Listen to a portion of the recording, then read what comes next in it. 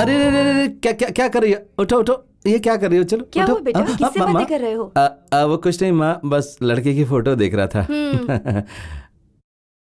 इस फोटो को तुम्हारे मामा जी ने ही बनवाया था, लेकिन इतनी बड़ी तस्वीर को अमेरिका कैसे भेजेंगे यही सोचने के बाद उसकी छोटी तस्वीर बनाकर तुम्हें भेज दी थी। तुम्हें पसंद आई? पसंद आ गई माँ। आपने मुझे कितनी सारी फोटो भेजी थी, उनमें से किसी के चेहरे पर हमारी संस्कृति और संस्कार नजर नहीं आए जो इस लड़के के चेहरे पर नजर आ रहे हैं। ओहो, इसीलिए अभी तक शादी के लिए मना कर रहा था और इसे देखकर हाँ कर दी है ना? ठीक है, एक काम कर, पहले जाकर उससे मिल ले। हमेशा पूछती थी तू कब आएगा, तुझसे बातें करना चाहती है। मैं बिल्कुल नहीं समझा माँ, क्या बात करना चाहती वो? ये मुझे क्या पता, हो सकता है लड़की तुझसे अकेले में बातें करना चाहती हो, मुझे नहीं बताना अरे चाहती। रे रुको माँ, मुझे लगता है ये आइडिया तुमने उसे दिया होगा। अरे जब तुमने उसे पसंद कर लिया तो फिर मेरा मिलना क्यों जरूरी है? अब मैं उससे शादी के बाद ही मिलूंगा और मैं तुम्हारे आगे हाथ जोड़ता हूँ कि मुझे मजबूर मत करो।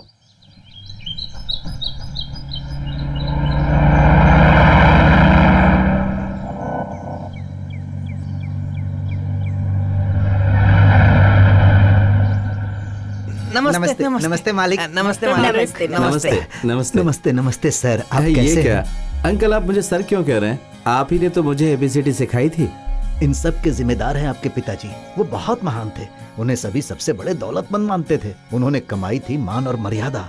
नाम कोई कमाए तो ऐसे कमाए। ये जो स्कूल है ये उन्होंने ही बना कर दिया था, जहाँ पर 600 बच्चे पढ़ते हैं। उतना ही नहीं बेटा, पूरे गांव वाले उन्हें पिता समझते थे। दिल खोल कर गरीबों की मदद करते और फिर वो भूल जाते थे। तुम उन्हीं के बेटे हो ना। आज तुम्हें देखकर हम लोग कितने खुश है, तुम्हें अंदाजा नहीं होगा बेटा। अरे सिर्फ तुम लोग ही खुश नहीं हो, मैं भी बहुत खुश हूँ। मैं दाई माँ हूँ, मेरे ही हाथों तेरी पैदाइश हुई थी बच्चे, मेरे ही हाथों तू बड़ा हुआ है। तुझे देखकर मुझे कितनी खुशी है ये मैं बता नहीं सकती। मैं बहुत खुश हूँ। मुझ पर आप सबका ही आशीर्वाद है। बालू, इन सबको छोड़ कर आओ। जी। हाँ? आओ बेटा।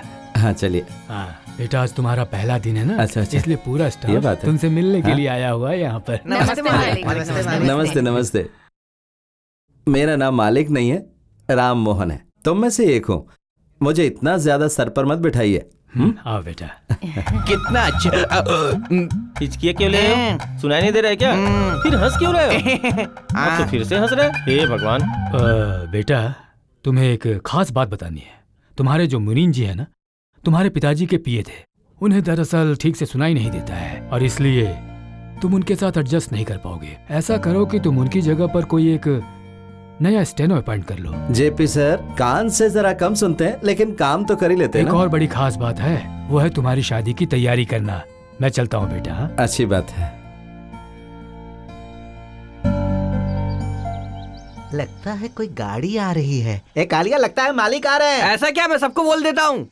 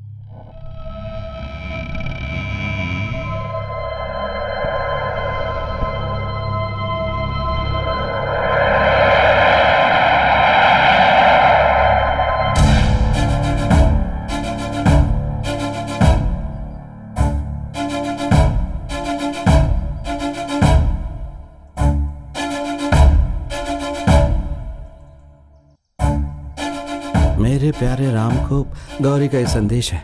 मुझे कहीं मत ढूंढना, मैं तुम्हारे साथ नहीं रह सकती, इसलिए मैं हाँ राम, तुम यही सोच रहे हो ना कि मैं तुम्हारा नाम लेकर क्यों बुला रही हूँ? नहीं वो क्यों मैं तुम्हारा नाम नहीं ले सकती क्या? वैसे नाम लेने में क्या बुराई है बताओ?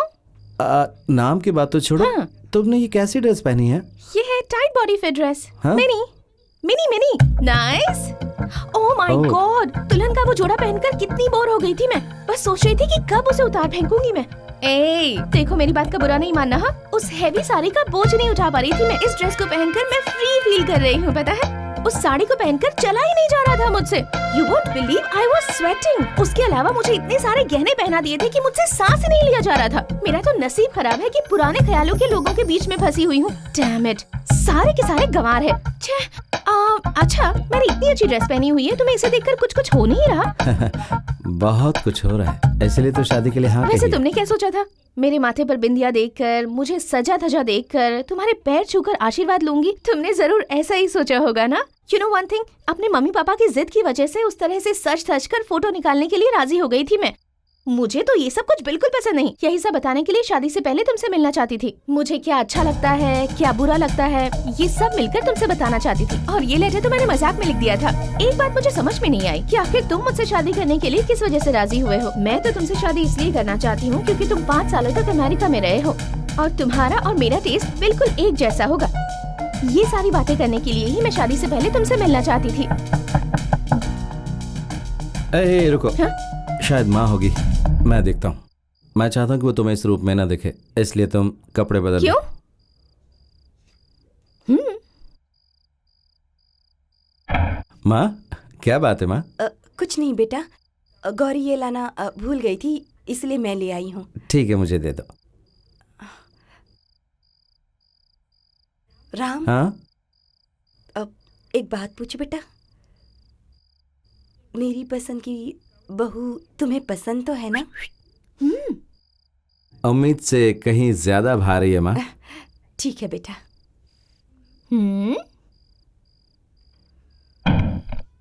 हे, व्हाट इज दिस? दूध, फल, फ्रूट ट्रेडिशन है क्या?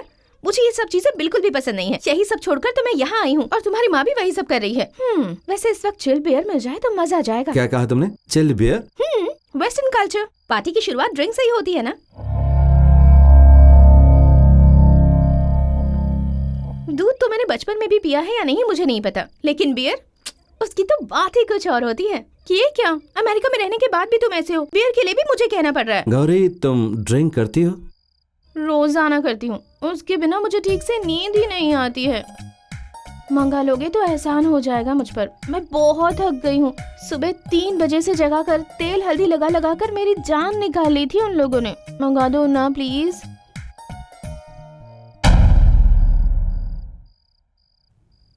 हे भगवान, जैसा मैं चाहती थी बिल्कुल वैसा ही किया तूने। मेरे बेटे को अच्छी बहू दे दी। मुझे बहुत खुशी हो रही है।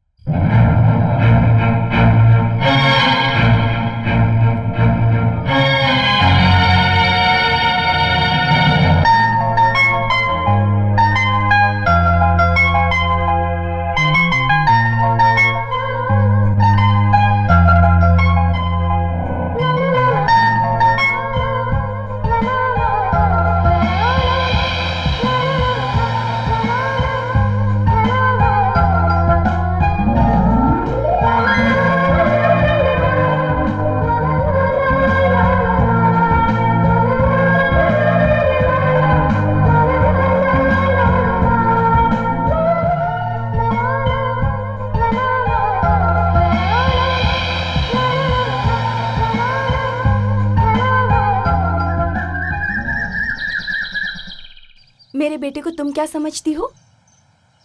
छोटा बच्चा भी भूख लगने पर रोकर अपनी माँ से कहता है कि भूख लगी है, लेकिन मेरा बेटा जब तक माँ नहीं खिलाएगी खाएगा ही नहीं। अब अपनी बीवी के साथ क्या करेगा पता नहीं। लेकिन मेरी बहू गौरी है ना, उसे तो ये भी नहीं पता कि अहंकार क्या होता है। तुमने तो देखा ही है ना उसे। माँ, है आओ टॉमी, बेटा, हाय। तुम्हारी बात कर रहे थे। खाना कब से तैयार रखा है, तुम वो दोनों हम खा बाद लो। में खा लेंगे माँ। माँ, मेरे ख्याल से तुम्हारा दिमाग कहीं और है ना? ऐसा क्या हो गया बेटा? खुद ही देख लो, सामने जो रंगोली है इसमें एकदम उल्टे सीधे रंग भरे हैं। कभी भी तुम्हारी बनाई रंगोली इस तरह की बेढंगी नहीं होती माँ। तेरे तुम्हारे कहने का मतलब क्या है? मैं समझ गई हूँ। रंगोली में कमी मत निकाल, जाकर पहले खाना खा लो।